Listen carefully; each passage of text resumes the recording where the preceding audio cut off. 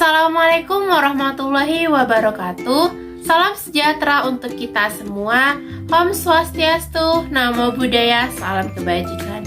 Yang terhormat Ibu Dr. Dwi Hasmidnyani, Magister Sains, selaku dosen pengampu mata kuliah Ekonomi Makro pada Pendidikan Ekonomi semester 3 Universitas Sriwijaya.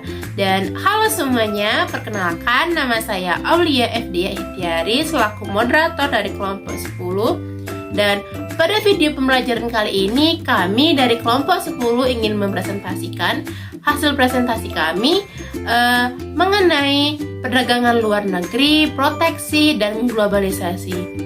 Dan untuk mencari tahu apa yang dimaksud dengan perdagangan luar negeri, globalisasi, dan proteksi, yuk tonton videonya sampai habis. Lanjut! Perdagangan internasional atau perdagangan luar negeri. Yang pertama, menurut pandangan mazhab merkantilis yang berpendapat bahwa perdagangan internasional atau perdagangan luar negeri ini merupakan sumber kekayaan untuk suatu negara. Menurut mereka, suatu negara dapat memperbanyak kekayaannya dengan cara menjual barang-barangnya ke luar negeri. Lalu yang kedua ada pandangan mazhab klasik. Menurut David Ricardo, dalam teorinya menyebutkan negara-negara digalakkan menjalankan sistem perdagangan bebas. Perdagangan bebas adalah sistem perdagangan luar negeri di mana setiap negara dapat melakukan perdagangan tanpa ada halangan. Kemudian dari sini dapat disimpulkan bahwa perdagangan internasional atau perdagangan luar negeri merupakan kegiatan yang mencakup ekspor dan atau impor atas barang dan atau pedagang jasa yang melampaui batas wilayah negara. Beberapa keuntungan melakukan perdagangan internasional. Yang pertama, memperoleh barang yang tidak dapat diproduksi di dalam negeri. Yang kedua, memperoleh keuntungan dari spesialisasi sehingga faktor produksi yang dimiliki setiap negara dapat digunakan dengan lebih efisien dan setiap negara dapat menikmati lebih banyak lagi barang dari yang diproduksikan di dalam negeri. Kemudian yang ketiga, memperluas pasar industri di dalam negeri. Yang keempat, menggunakan teknologi modern dan meningkatkan produktivitas. Proteksi dan pembatasan perdagangan. Proteksi merupakan perlindungan dalam perdagangan atau industri. Tujuannya untuk melindungi industri dalam negeri dari persaingan barang impor. Hal ini misalnya dapat dijalankan dengan tarif, kuota, dan sebagainya. Lalu selanjutnya, apa yang dimaksud dengan tarif, kuota, dan subsidi? Yang pertama, tarif. Tarif adalah pembebanan pajak terhadap barang-barang yang melewati batas suatu negara. Yang kedua, kuota. Kuota adalah pembatasan jumlah fisik terhadap barang yang masuk dan keluar. Sedangkan subsidi adalah kegiatan yang juga dapat diterapkan dalam perdagangan antar negara atau internasional, di mana berarti negara bisa memberi bantuan keuangan pada suatu perusahaan atau industri untuk meningkatkan ekspor dan mengurangi impor.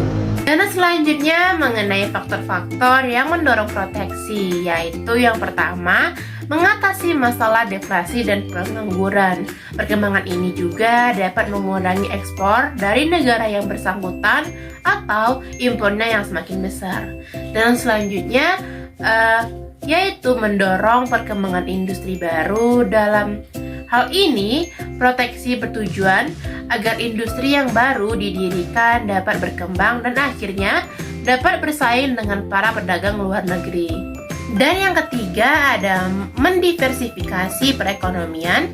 Yang keempat ada menghindari kemerosotan industri-industri tertentu. Yang kelima ada memperbaiki neraca pembayaran, yang dimana neraca pembayaran ini sangat tergantung pada berapa jumlah ekspor dan impor, sehingga untuk memperbaiki kebijakan proteksi yang dilakukan. Yang keenam ada menghindari dumping. Dumping merupakan sebuah kebijakan di mana barang diekspor dan dijual di luar negeri dengan harga lebih murah guna menguasai pasar negara tersebut, atau biasa kita sebut dengan diskriminasi harga. Dan yang terakhir ada menambah pendapatan pemerintah. Alat pembatasan perdagangan. Proteksi dan pembatasan perdagangan adalah kebijakan-kebijakan pemerintah dalam membatasi atau mengurangi barang-barang yang diimpor. Lalu, jenis alat-alat yang dapat dilakukan dalam pembatasan perdagangan. Yang pertama adalah tarif dan pajak impor. Hambatan perdagangan yang berbentuk pajak atas barang-barang yang diimpor dinamakan tarif. Proteksi perdagangan ini dapat dibedakan menjadi dua jenis, yaitu tarif ad valorem, yaitu pajak impor yang dihitung berdasarkan harga dari barang yang diimpor. Lalu tarif spesifik atau khusus merupakan pajak yang nilainya tetap walaupun harga barang impor berubah. Yang kedua, kuota pembatasan impor merupakan bentuk hambatan perdagangan yang menentukan jumlah maksimum suatu jenis barang yang dapat diimpor dalam suatu periode tertentu. Lalu yang keempat adalah hambatan perdagangan bukan tarif. Peraturan-peraturan pemerintah merupakan langkah-langkah pemerintah dan peraturan-peraturan yang akan mendorong dan memberikan keutamaan atas konsumsi barang-barang dalam negara dan tidak memborong konsumsi barang-barang impor. Lalu yang keempat, ada pembatasan penggunaan valuta asing.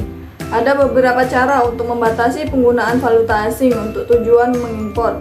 Salah satu caranya adalah mencari jumlah mata uang asing yang digunakan untuk mengimpor barang-barang mewah. Baik, selanjutnya di sini saya akan menjelaskan mengenai globalisasi dan pertumbuhan ekonomi. Nah, globalisasi dan pertumbuhan ekonomi melalui model Richard Dian menjelaskan bahwa negara akan mengekspor barang dengan produksi yang relatif lebih efisien dan mengimpor barang yang kurang efisien bila diproduksi oleh sendiri.